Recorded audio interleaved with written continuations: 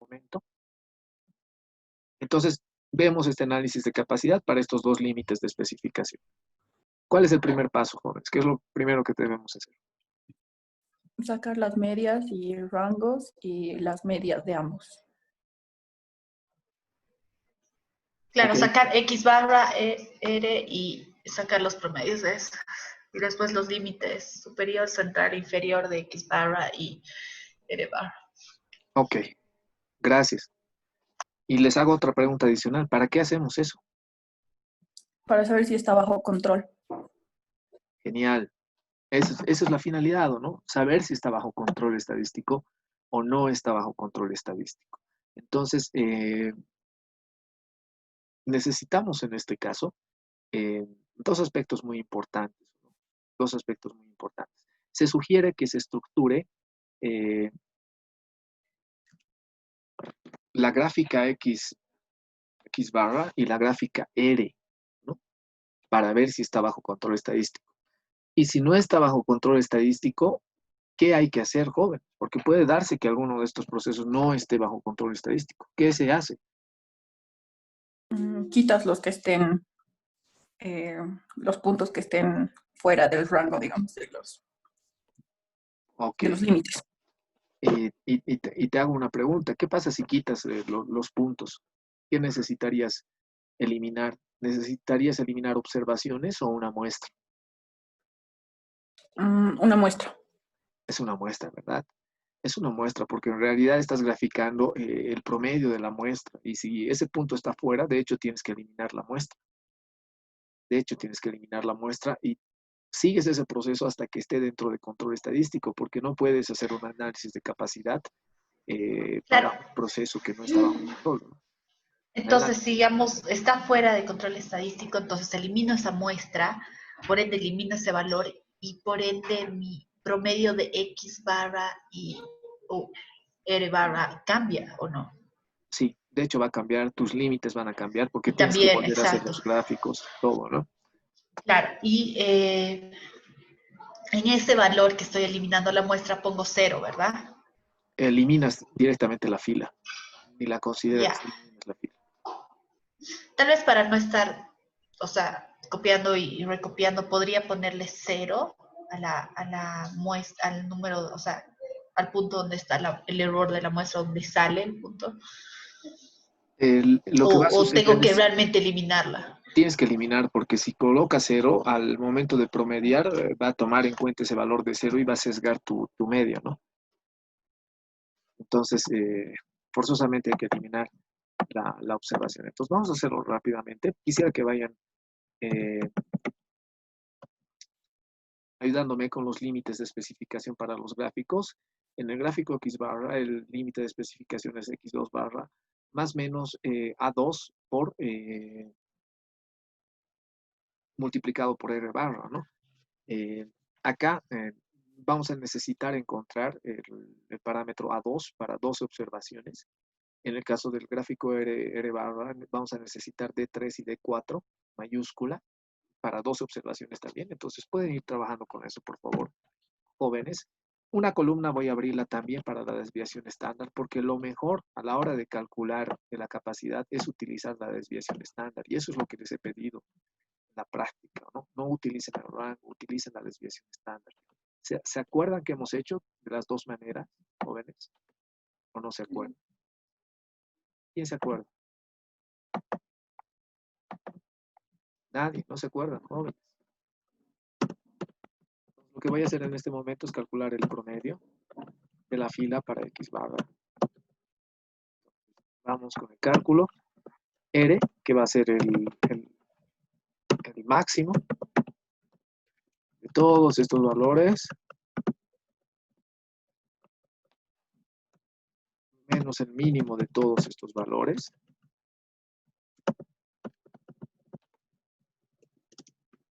Y listo, ¿no? Tenemos el máximo y el mínimo.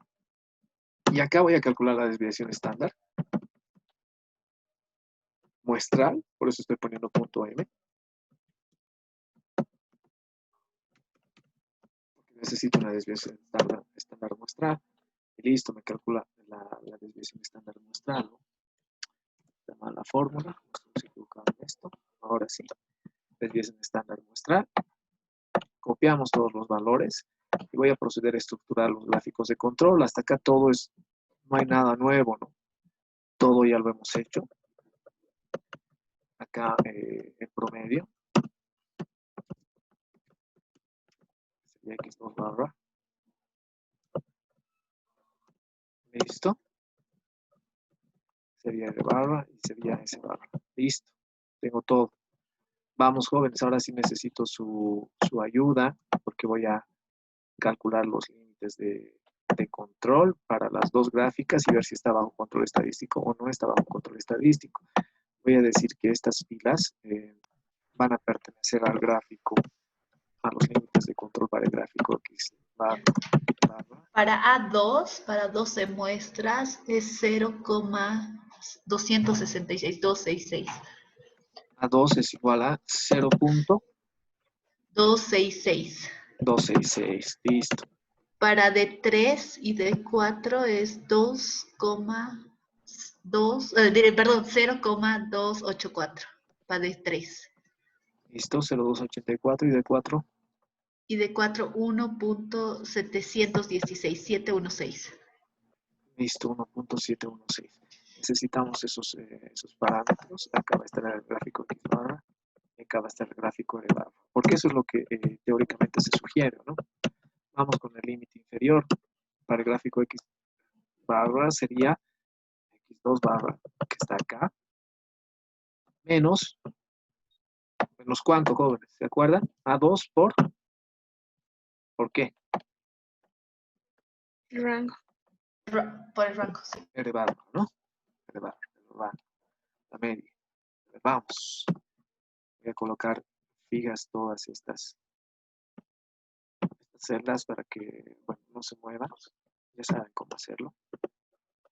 El límite central, ¿cuál es, jóvenes? X bar. X bar. Es X2 barra, correcto, que está aquí abajo. Perfecto. Y el límite superior, para el límite superior, lo único que vamos a tener que cambiar es el signo, ¿no? El signo, en vez de restar, se suma, ¿no? Listo. Acá esto no me va a reconocer. Voy a desagrupar nomás.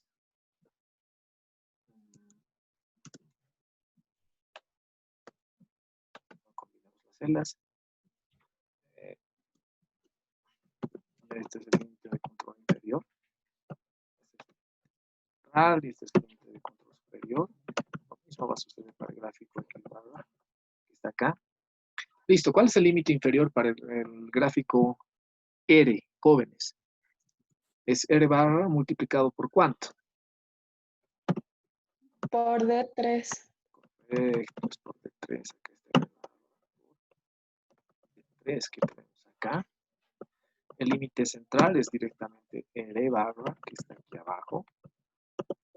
Y el límite de control superior es R barra, que está acá, multiplicado por ¿cuánto? D4. D4. Tenemos fijos los límites. Nuevamente, para poder graficar, eso lo hacemos con la finalidad de poder graficar sin problema. Y estructurar los gráficos que estamos buscando, ¿no? Ya tenemos los límites. Lo único que resta es graficar. Primero voy a hacer X barra y luego voy a hacer R, ¿no? Listo, graficamos, ya saben cómo hacerlo. Es número de muestra. Tengo que graficar X barra.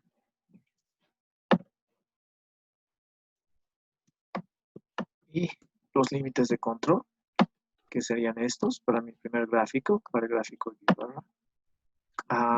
Vamos a insertar gráfico de dispersión y voy a buscar esto. Interesante. Vamos ahora con el otro gráfico. El gráfico R. Seleccionamos. Parece que va a ser un ejemplo interesante porque vamos a poder apreciar qué es lo que está sucediendo con un proceso que sale fuera del control estadístico, ¿no? Eso va a ser muy útil. Que veamos antes del examen. Lo mismo, vamos a insertar.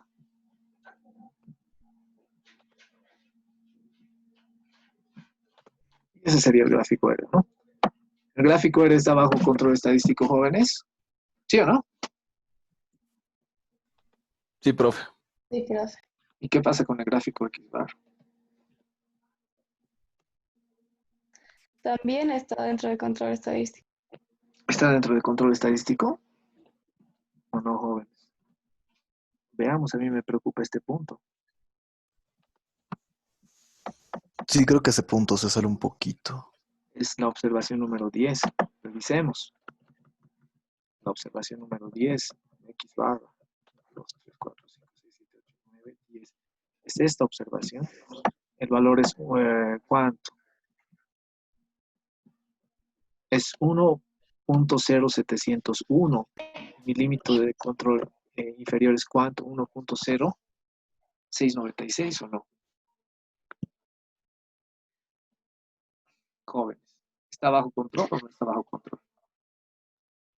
No, no estaría. No estaría bajo control. No está bajo control. En la gráfica X barra tenemos ese problema. Miren, voy a marcar con otro color para que puedan apreciar. Este es el límite de control superior, mientras que la observación número 10, ¿dónde está? Acá está, porque estoy graficando X barra, es 0.1.0701. Miren, este valor es superior a 1.0696.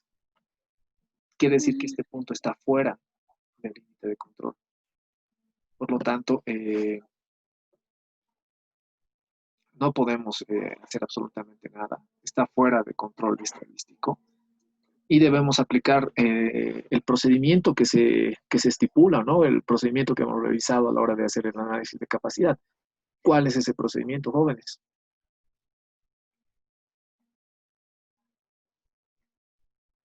Jóvenes, ¿qué deberíamos hacer? Tenemos que eliminar la muestra, es lo que nos ha dicho. O sea, tenemos que eliminar la muestra y recalcular todo, o sea, nuestro X Lo que dice, barra promedio. correcto, lo que dice el procedimiento es que elimine ese punto, ¿no?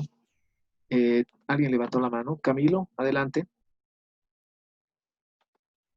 O Verónica. ¿Quién levantó la mano, jóvenes? Verónica. Bueno, se mantuvo, creo que levantaba la mano. Profe, yo bajé mi mano. O sea, Ok, estaba levantada y la bajé. listo. La mía igual, profe, estaba levantada, pero no entiendo muy bien el momento en el que eliminas una muestra, cómo es que llega a variar todo. Ahorita vamos a verlo, ¿ok? Ok. Lo que pasa es lo siguiente, que si eliminas esta muestra, si eliminas este punto, de hecho no vas a tener esto fuera de los límites, pero hay que considerar lo siguiente, que si no figura este punto, los límites de control también van a variar o no, jóvenes. Sí, todo Los bien. límites de control también van a variar porque no existe ese punto. Veamos qué es lo que sucede, ¿no? Voy a intentar eliminar esa muestra. Miren, estoy marcando toda la fila y voy a colocar eliminar. Listo, eliminé ese valor. Las gráficas se modificaron automáticamente, jóvenes. Sí, sí, sí. Sí. Ahora está bajo control. Sí. Ahora está bajo control, ¿no? Ahora está bajo control, miren. La más importante es esta gráfica X bar. Miren, estos dos puntos se acercan mucho al límite de control, pero no están dentro del límite de control. ¿Qué observaciones son? La 20 y la 18, ¿no? Voy a revisar las observaciones 20 y 18. Acá está. La 20 es 1. La 18 es 1.03. Perdón. 1.03. Acá es 1.06. Perdón, estoy mal. La 18 es 1.068 y 1.067. y mi límite superior es 1.0688. Está ligeramente por encima del punto. O sea, podemos decir que el punto está dentro del rango específico. Entonces les hago esta pregunta. ¿Se ha entendido bien, jóvenes, cómo he eliminado toda la fila de la muestra? ¿Se entendió? Ay, Sí, profe, profe. ¿puede repetirlo, por favor? Ok, vamos a repetir. Hasta acá todo claro, ¿no? Hemos calculado los límites de control y bueno, hemos establecido que este punto está fuera del límite, ¿no? ¿Se ha entendido esta parte de por qué está fuera del límite? Jóvenes, ¿está claro? Sí, ¿O no? eso sí. Eso sí está completamente claro. Ampliando la gráfica se puede ver mejor. Miren, acá ya se ve mejor. Está por encima, ¿no? Por eso he marcado en color amarillo. Mi límite de control superior es 1.0696 y el punto de X bar en esa muestra es 1.0701. O sea, sí está fuera de los límites. Entonces, lo que sugiere es que eliminemos ese punto para que el proceso esté bajo control estadístico, ¿no? Eso es lo que te sugiere el procedimiento que hemos visto a la hora de hacer el cálculo de capacidad, porque nuevamente lo repito, no te acepta que hagas un análisis de capacidad en un proceso que no está bajo control estadístico. Eso no se puede hacer. Entonces, lo que voy a hacer es eliminar este punto, ¿no? Y este punto, este X barra, representa a toda esta muestra, ¿no? A la muestra número 10. Miren, por eso estoy marcando toda la fila. Entonces tengo que eliminar en realidad toda esa fila, todas sus observaciones, y así ya no va a existir X barra, ni R, ni S, ¿no? No va a haber este punto. Voy a eliminar ese punto. Entonces lo que estoy haciendo en este momento en Excel es colocar botón derecho y digo eliminar la fila. Miren, elimino la fila y automáticamente el gráfico se actualiza, ¿no? Porque está en función a los datos. ¿Los límites de control varían? Sí, varían. Ahora, ¿el proceso está bajo control estadístico? ¿Está bajo control estadístico? Esa es la pregunta. Miren el gráfico, ¿está bajo control estadístico? Sí. Sí, está bajo control. Sí, sí, sí, ningún Ahora punto sí está sale. bajo Sí. control estadístico. Entonces hemos cumplido con con lo que marca el procedimiento.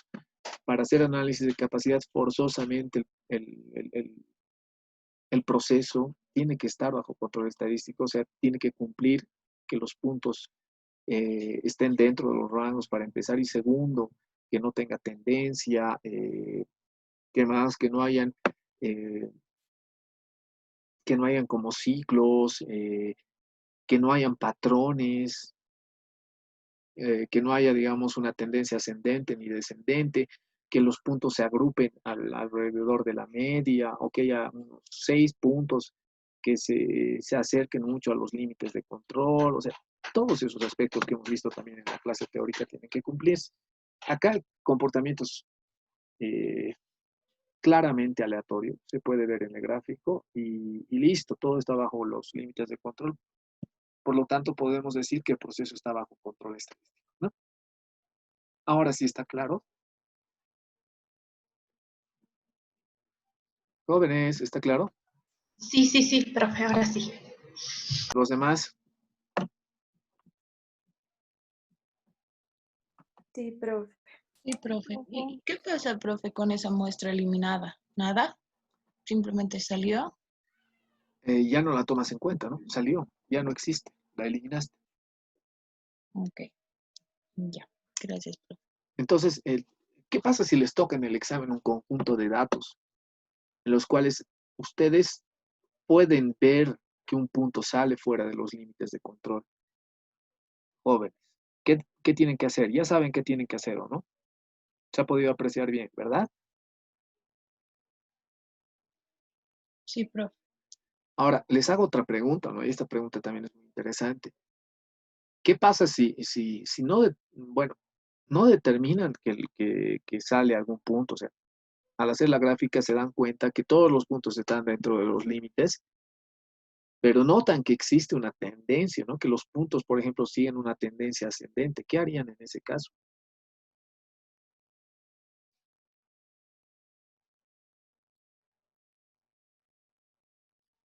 O sea, que sea como una línea únicamente ascendente y que no haya variaciones como los de ahorita, digamos.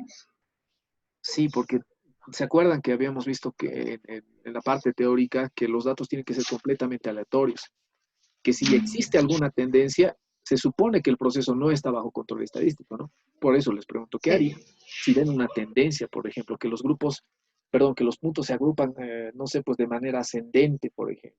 ¿Qué harían en ese caso?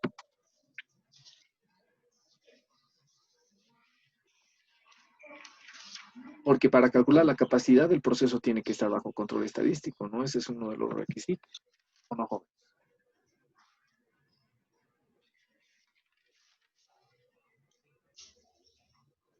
Vamos.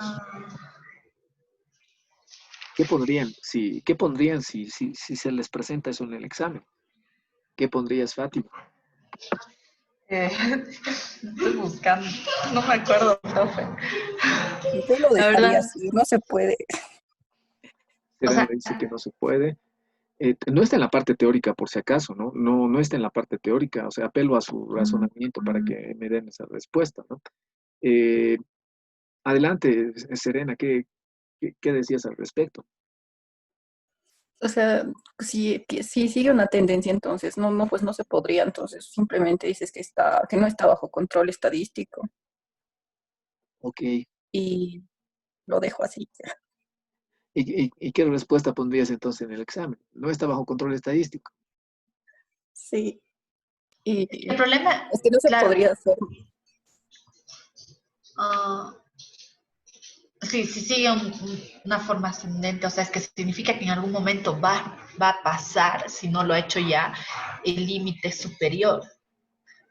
Entonces vas Podría a darse. estar fuera.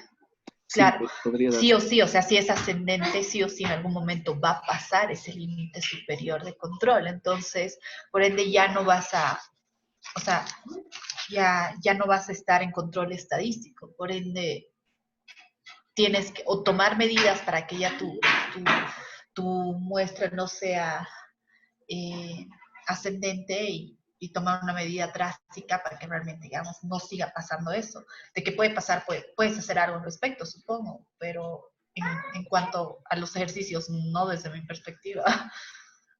Ok, definitivamente no vas a poder hacer nada. Si se presenta eso en el examen, tienen que colocar claramente que existe una tendencia ascendente. Como existe una tendencia o un patrón en los datos, se asume que el proceso no está bajo control estadístico porque los datos no son de carácter aleatorio, ¿no? No son de carácter aleatorio. ¿Puedes corregir eso de alguna manera? Lamentablemente no. Entonces, este procedimiento que hemos aplicado para que el proceso entre o esté bajo control estadístico era porque la situación que se ha dado es que un punto estaba fuera de los límites, pero corregir una tendencia no podemos hacerlo, ¿no? No vamos a poder hacer, tendríamos que eliminar varias muestras y evitar que se dé esa tendencia. Aún así, si eliminamos, no sé, pues cada dos muestras una, igual se va a notar la tendencia. Entonces, no se puede hacer nada en esos casos y la respuesta es que no puedes calcular la capacidad porque tu proceso no está bajo control estadístico, ¿no? Básicamente lo que decía Serena, a eso te referías, ¿verdad, Serena? Sí, profe. Ok. Bueno, entonces en este caso hemos podido solucionar este inconveniente, tenemos el proceso bajo control estadístico y procedemos a calcular los límites de control. ¿Qué necesitamos para calcular los límites de control, jóvenes? Vamos adelante. D minúscula 2 y la desviación estándar, pero relacionado con R entre D minúscula 2. Necesitamos el D minúscula 2 para 17 muestras, creo que son. No, 12 muestras, perdón. Y ahí también va una pequeña duda.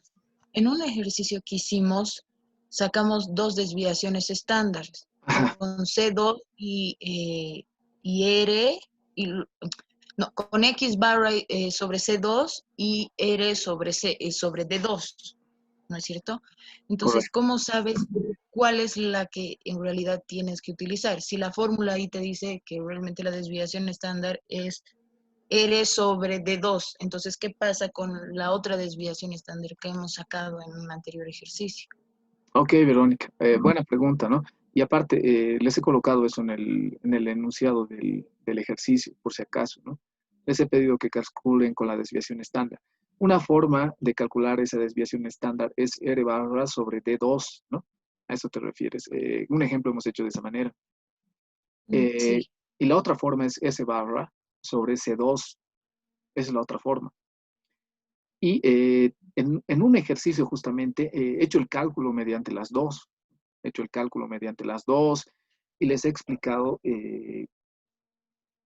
que si bien existen esas dos posibilidades de calcular eh, la desviación estándar, difieren porque han debido ver que el valor que obtienes mediante una versus el valor que obtienes mediante la otra difieren en algo, ¿no? O sea, la diferencia no es muy grande, pero existe una diferencia, ¿no? No sé si se acuerdan. ¿Te acuerdas, Verónica? Sí, profe. Ujú. Y si tienes los datos a mano, sería interesante también que los des, ¿no? Para que eh, veamos qué diferencia existe. Ahora, yo les he pedido en la práctica que me calculen mediante la desviación estándar, o sea, que el valor de sigma sombrerito es igual a S barra sobre C2. Esa manera de cálculo les he pedido, por si acaso, ¿no? Para la práctica y para el examen les voy a pedir lo mismo. ¿Por qué razón, no? He querido utilizar los dos cálculos para que vean la diferencia. Es más, en la clase en la cual hemos abordado ese aspecto, les he mencionado que el gráfico R es más permisivo que el gráfico X barra o que el gráfico S barra. No sé si se acuerdan de eso.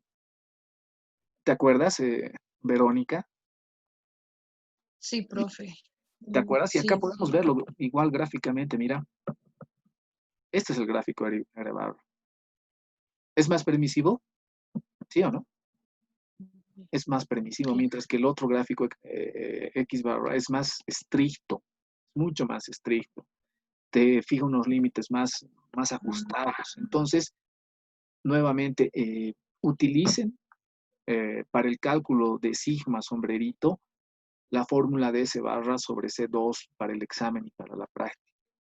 Es más exacto, por si acaso. Es más, coincide incluso con lo que te da el Minitab o que te da Excel, ¿no? Está más cerca, es prácticamente el mismo valor que te da el Minitab, ¿no? Por lo Entonces, tanto, nos aferramos a la fórmula de S barra sobre C2, ¿verdad? correcto, ¿no?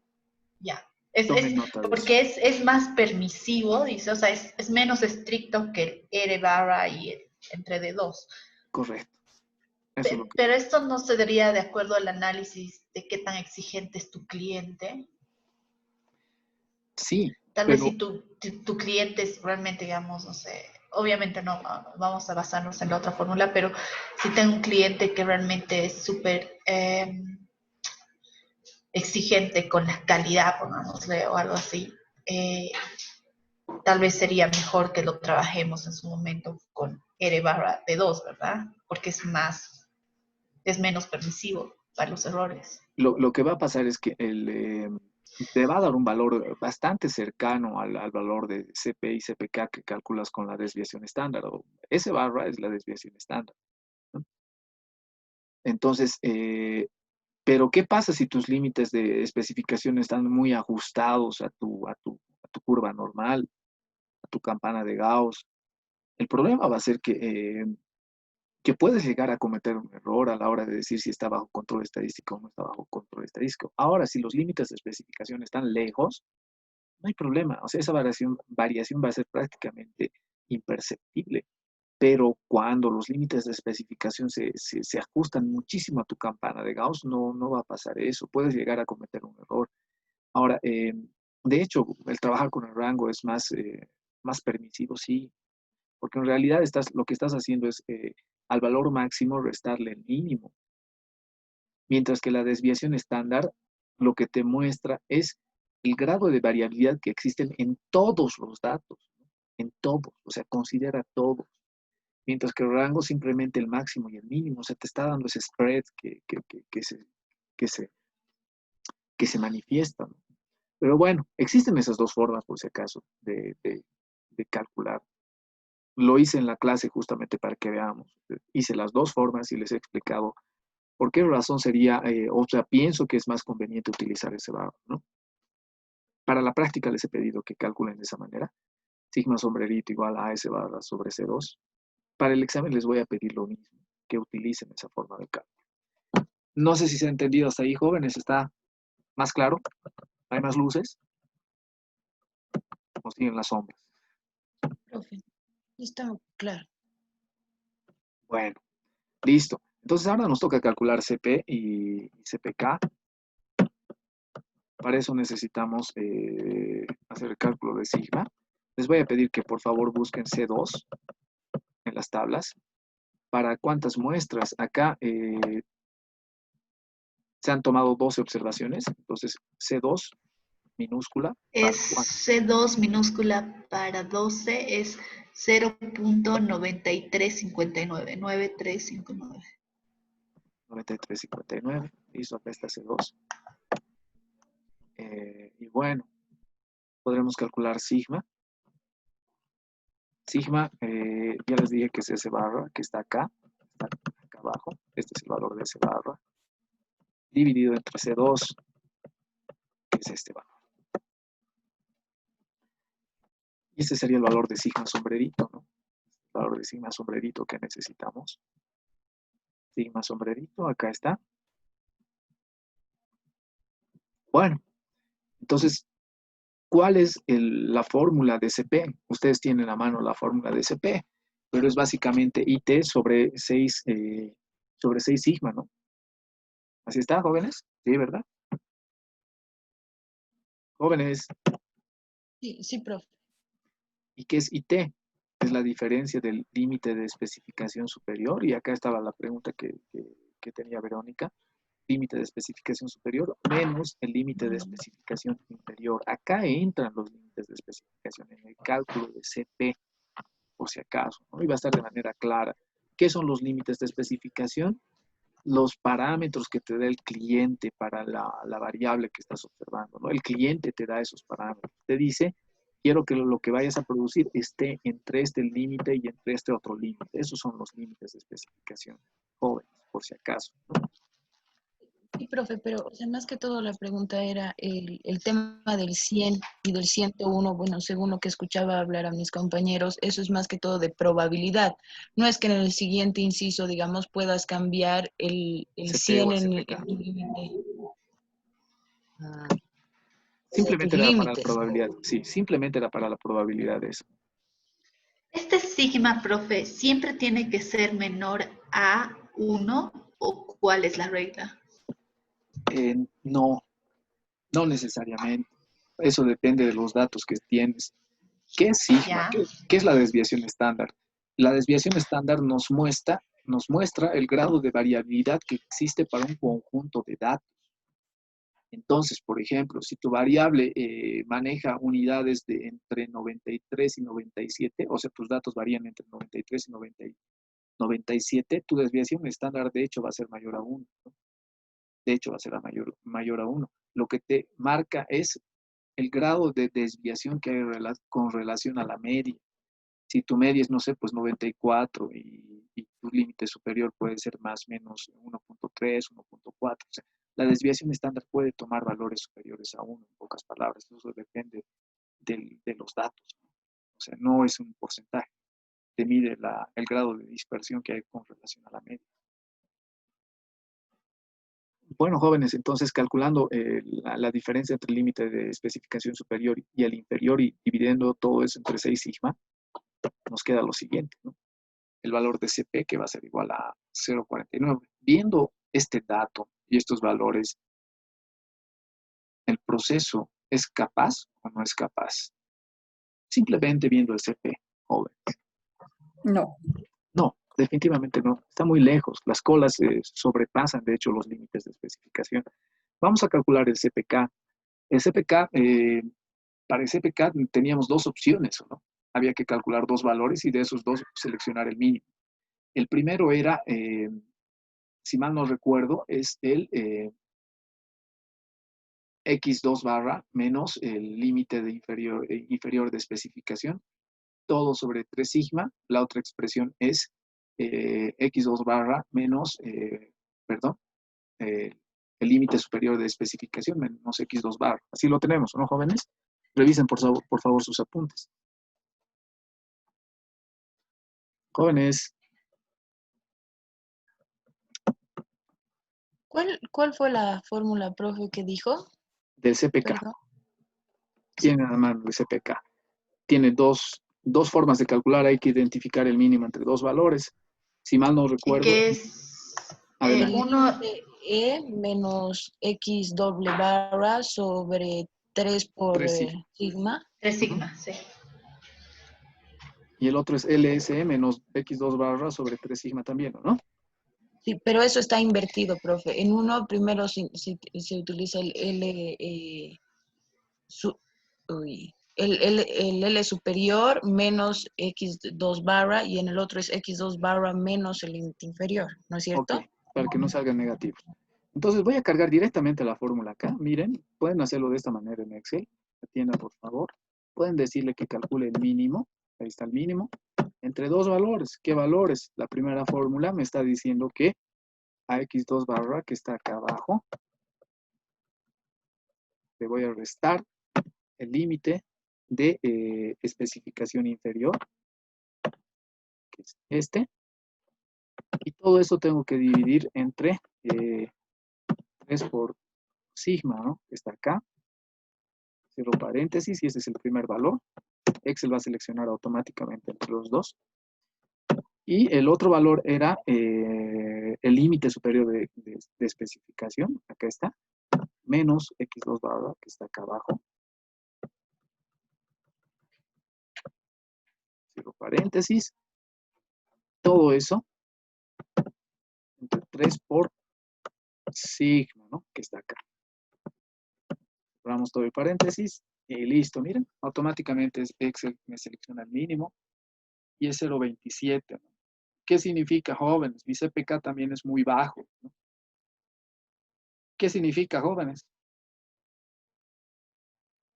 Jóvenes, ¿qué significa? Que no, Que no está habilitado. O sea, ¿Cómo es? no es capaz, digamos, de producir. Que no es capaz de producir para esos límites de especificación. ¿Sí? El proceso no está capacitado para producir. Claro, y también notamos que la curva está movida, por así decirlo, no tiene un mismo centro, ¿verdad? No, definitivamente. Y para corroborar ese aspecto, en un momento voy a entrar al Minitab y vamos a poder ver el gráfico, ¿no? Luego les voy a mostrar en el Minitab el gráfico. Entonces, hasta ahí, ¿está completamente claro, jóvenes? ¿Ahora sí se entendió? Profe, una preguntita, ¿en qué casos sí estaría realmente capacitado? Ya hemos visto en las diapositivas, ¿no? Pero básicamente, digamos, el valor óptimo es que CP sea 1.33 y CPK sea 1.33. Ok. Ahora, si tu CP y tu CPK son igual a 1, prácticamente cae al tope, ¿no? Debería superar en 1 para que consideres la posibilidad de que está capacitado. Si obtienes un valor inferior a 1, no te sirve. No está dentro de los límites de especificación y por lo tanto no está capacitado. Gracias. Entonces, eso, jóvenes, hasta aquí está completamente claro, ¿no? Miren, voy a hacer un ejercicio, voy a cambiar, por ejemplo, el límite inferior de especificación y el superior. Voy a dar un valor de 0.8, por ejemplo. Y acá le voy a dar 1.3. Miren, mi CPK me sale completamente desviado. Profe, sale 8 y 13, creo. He cambiado, ¿no? 8 y 13. Ah, Entonces, ya. eso es porque he tomado un valor diferente. Voy a tomar un valor de 0.8 que está más o menos en el rango. Miren, voy a cambiar los límites de especificación. Tenemos 0.8. Perdón.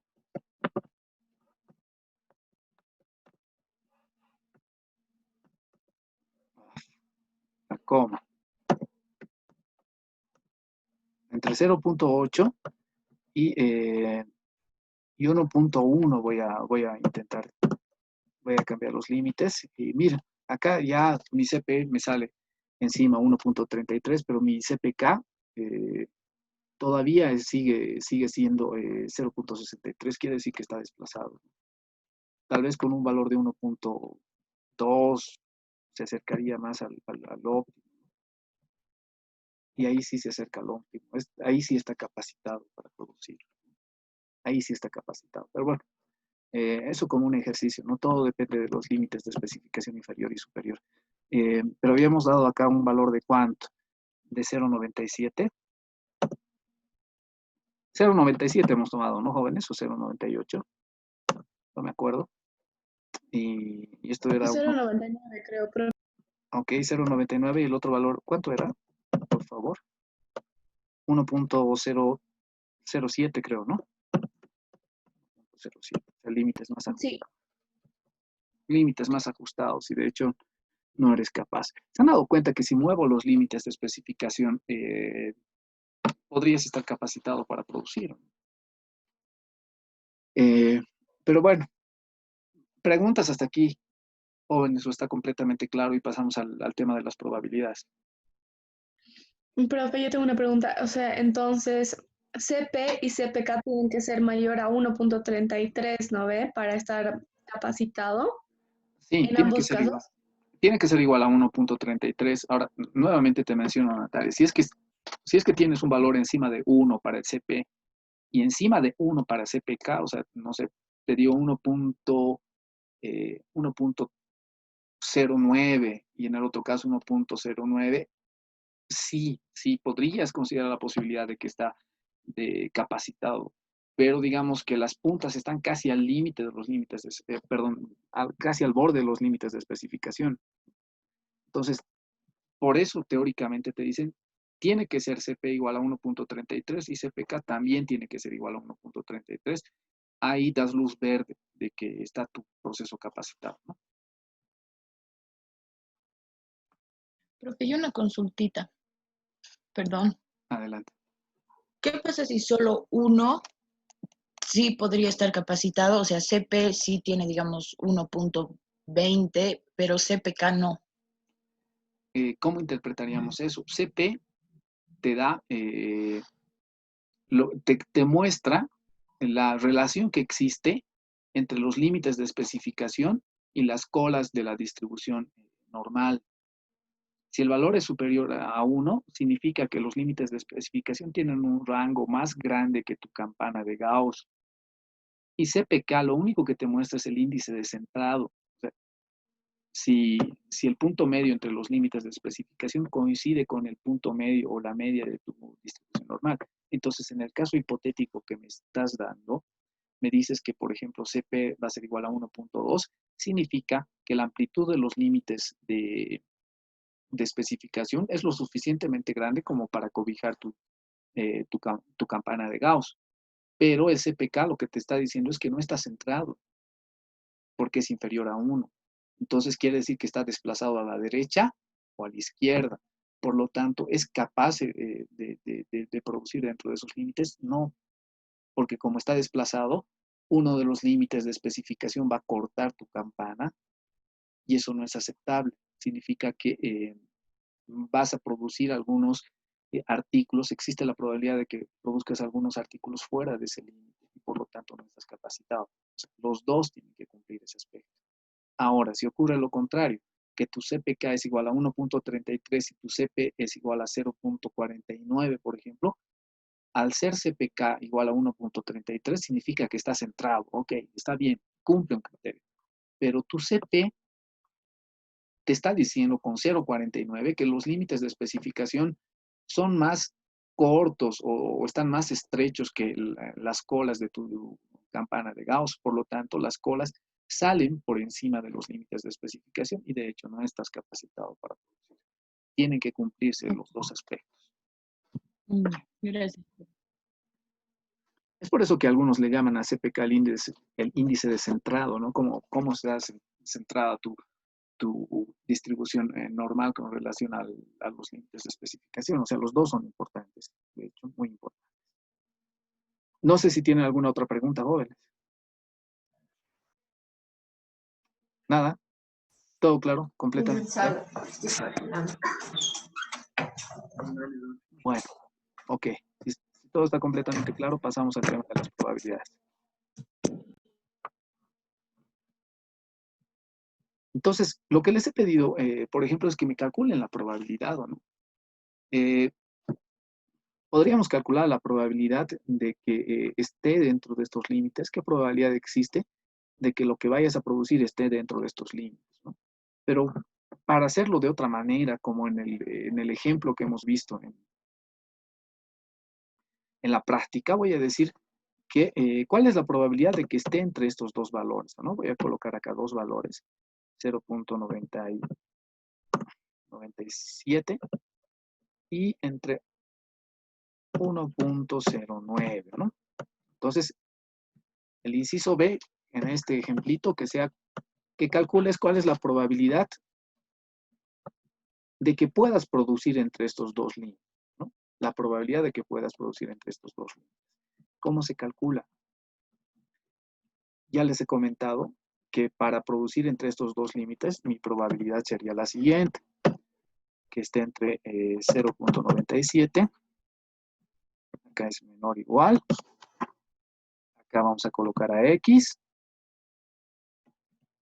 perdón, esto está mal, sigue siendo de esta manera, y el otro valor es 1.09, ¿no?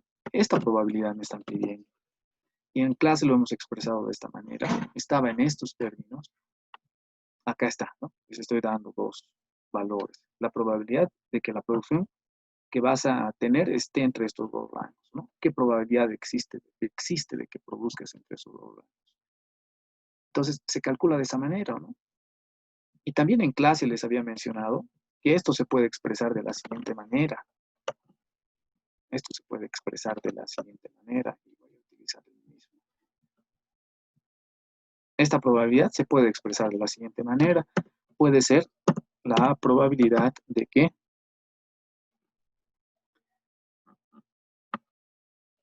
X sea menor o igual a 1.09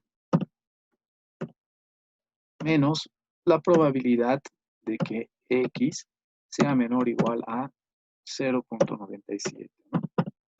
Se puede expresar de esa manera. De hecho, hemos hecho así en clase, ¿no? La probabilidad de que X sea menor o igual a 1.09 menos la probabilidad de que X sea menor o igual a 0.97. Y como les he explicado de que esto puedes transformarlo a esto con un gráfico, ¿no?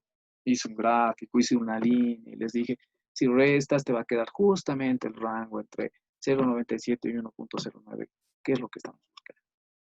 Ahora voy a copiar acá y voy a calcular la primera probabilidad. ¿Cómo se calcula esta probabilidad? Hay que buscar el Z para esta probabilidad. ¿Cómo se calcula el Z? También les he explicado cómo se calcula Z. Z es la división de X menos la media, que es X menos mu, está en algunos textos.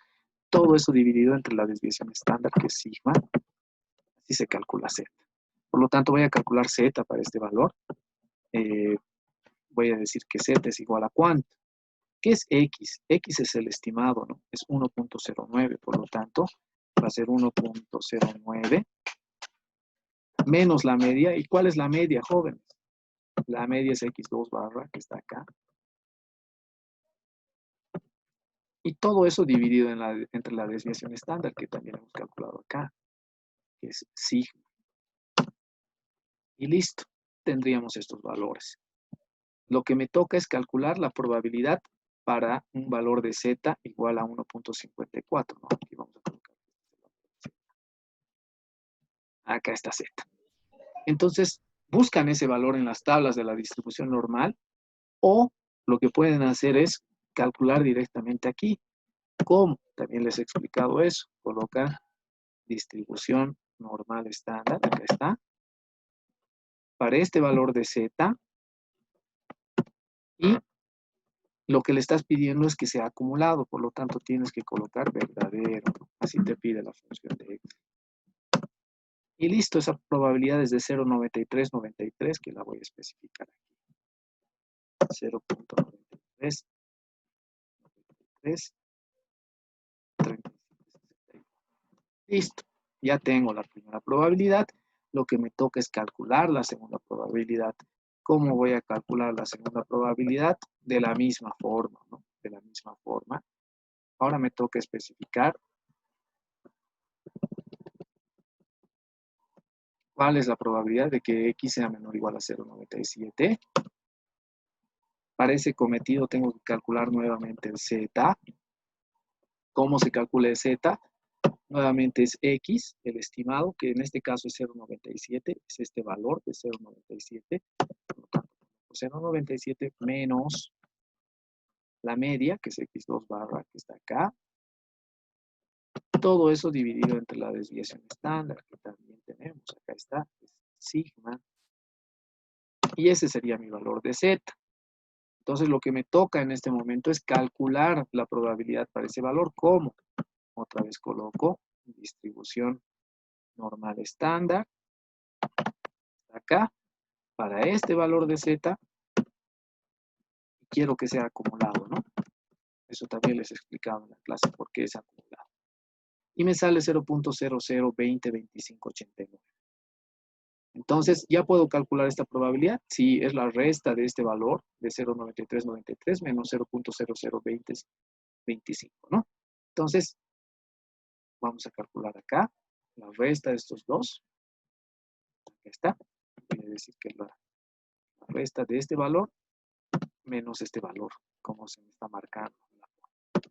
Y listo, sería 0.937311. Y esa sería la probabilidad que me están pidiendo. Entonces, la probabilidad de producir entre 0.97 y 1.09 es igual a 0.9373. ¿Qué significa? Que existe una probabilidad muy alta de producir entre esos dos límites o rangos. Es prácticamente seguro de que vas a poder producir dentro de esos dos rangos. ¿Se entendió, jóvenes? ¿O hay algo que no está claro? Todo claro, profe, gracias.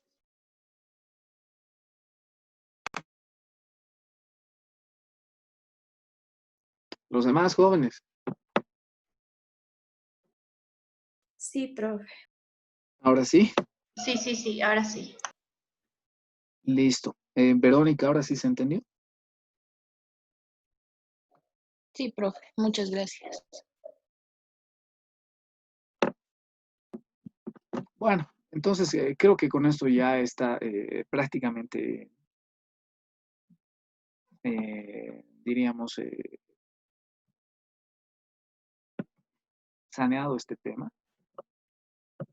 Como último aspecto, voy a migrar todos estos datos a Minitab. Nos vamos a Minitab.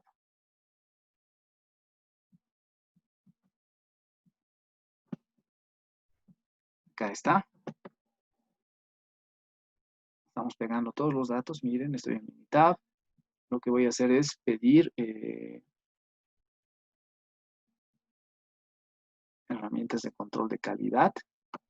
El análisis de capacidad. Quiero un análisis de la distribución normal. Sabemos que todo está en subgrupos. Voy a seleccionar todas las muestras que tenemos. Listo, el límite inferior era de 0. ¿Cuánto era, jóvenes? 0.90. El límite inferior de especificación. Jóvenes. 99. 99. Ok. Y el límite superior, 1.0. 7. 1.07. Para esos dos límites. Profe, para el Minitab tenemos que poner la desviación o sin la desviación. Sin la desviación estándar, porque tienes todos los datos, ¿no? Los datos están acá. El programa va a calcular automáticamente la desviación estándar de esos datos. Miren, ahí está gráficamente. Acá se comprueba, ¿no? Todo lo que habíamos dicho. Para empezar, los límites de especificación son muy estrechos con relación a tu campana de Gauss. Miren, se puede ver acá claramente. ¿Y la campana de Gauss está centrada o no está al centro de los límites de especificación, jóvenes? ¿Qué pueden ver en el gráfico? Quiero sus opiniones.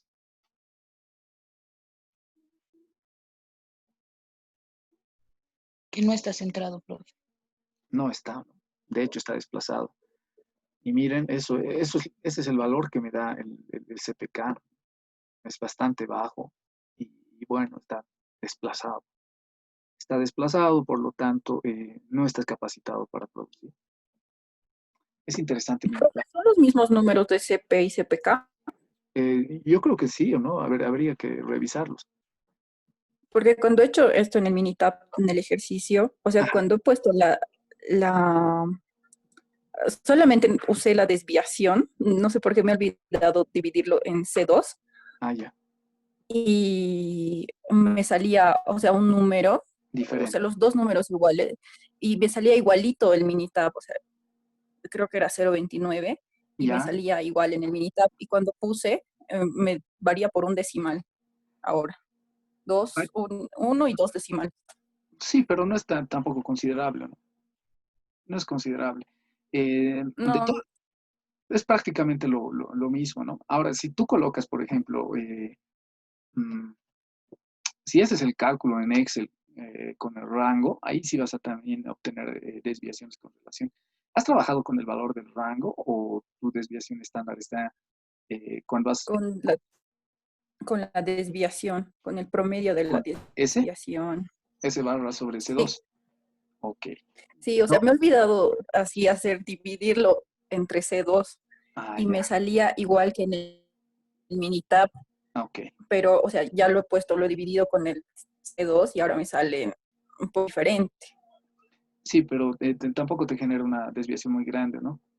Lo que pasa es que estás No, utilizando una desviación estándar eh, promedio muestral, a eso se refiere, ¿no? Hemos utilizado, dividiendo entre C2, una desviación estándar promedio muestral. Acá te pide, de hecho, el Minitab que des una sugerencia de la desviación estándar. No sé si han visto en la anterior pantalla. ¿Han visto? sí, sí, te pide de datos históricos, algo así. De datos históricos. Puedes sugerir una desviación estándar, ¿no? De hecho, podrías colocar tu valor de si se va a acercar todavía más. Pero bueno, es básicamente eso. Es genial el Minitab porque te muestra, ¿no?, cómo está la campana de Gauss. Puedes verlo gráficamente, aspecto que no podemos hacer en el Excel, lamentablemente.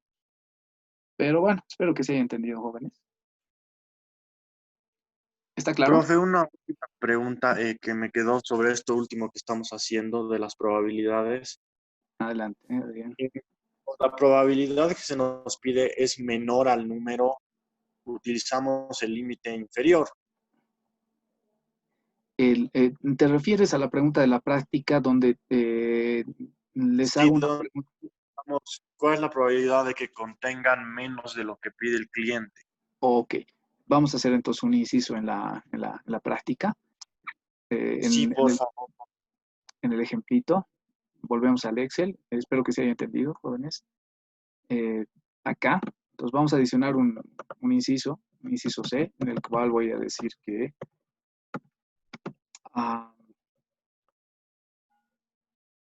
bueno, si estamos hablando del peso en kilos, ¿cuál es la probabilidad de que le des menos de 1 kilo al cliente, ¿no?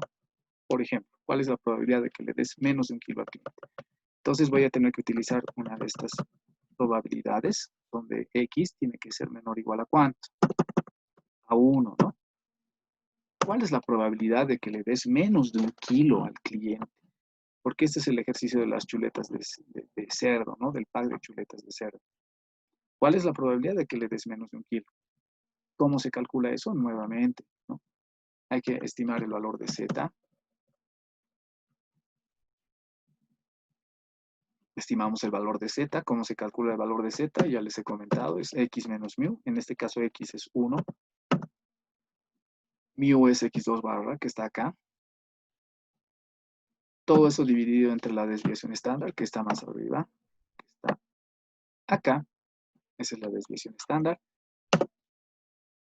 Y listo. Z me sale menos 1.7682.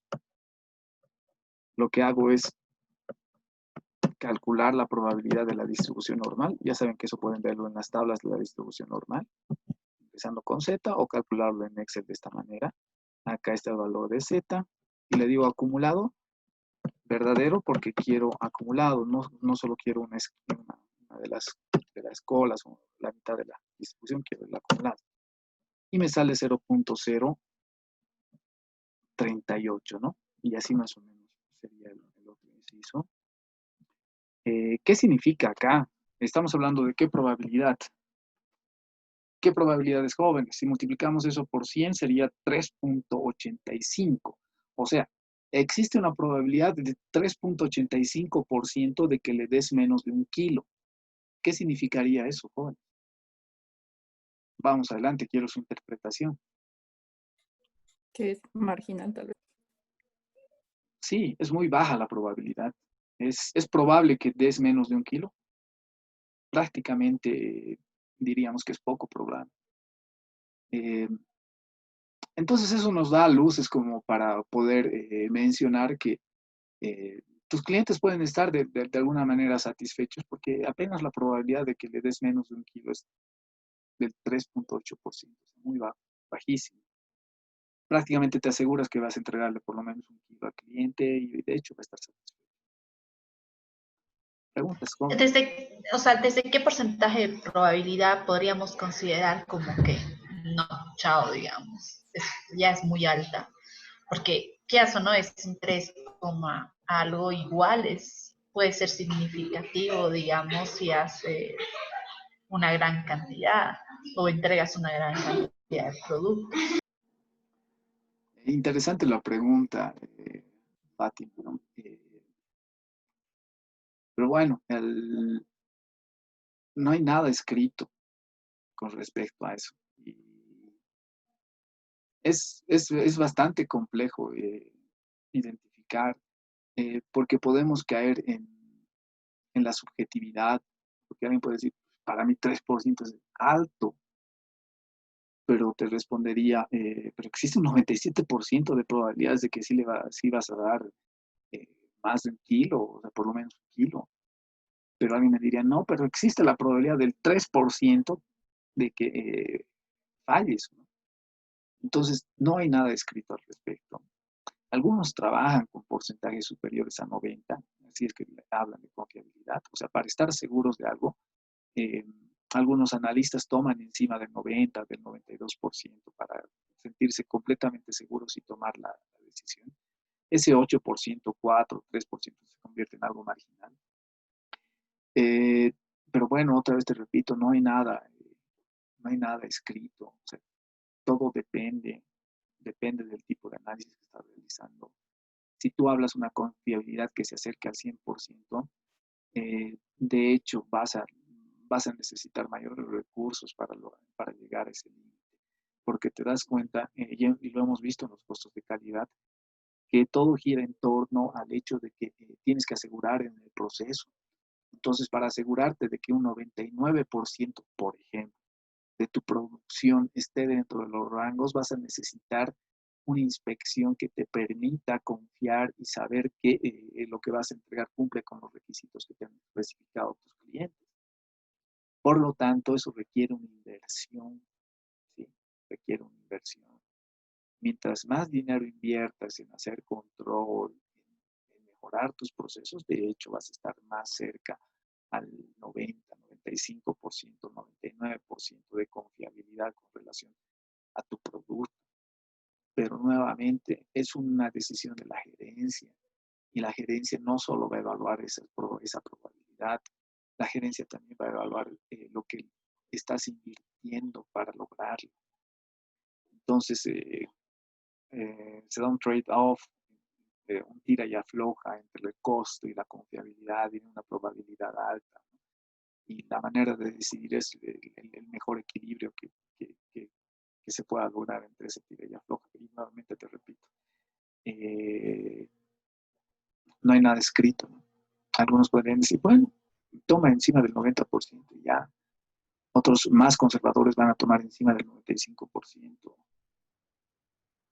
Pero bueno, es eso, ¿no? Fátima, básicamente es eso. No sé si he llegado a absolver tus dudas. Sí, perfecto, gracias. Fue una pregunta. Adelante. Estoy buscando C2 en la tabla y no hay C2. ¿De qué tabla estás sacando? A ver, ¿nos muestras tu tabla, Alejandro? A ver, veamos qué tabla está. Sí, sí, sí. Dame un minuto, voy a cortarla.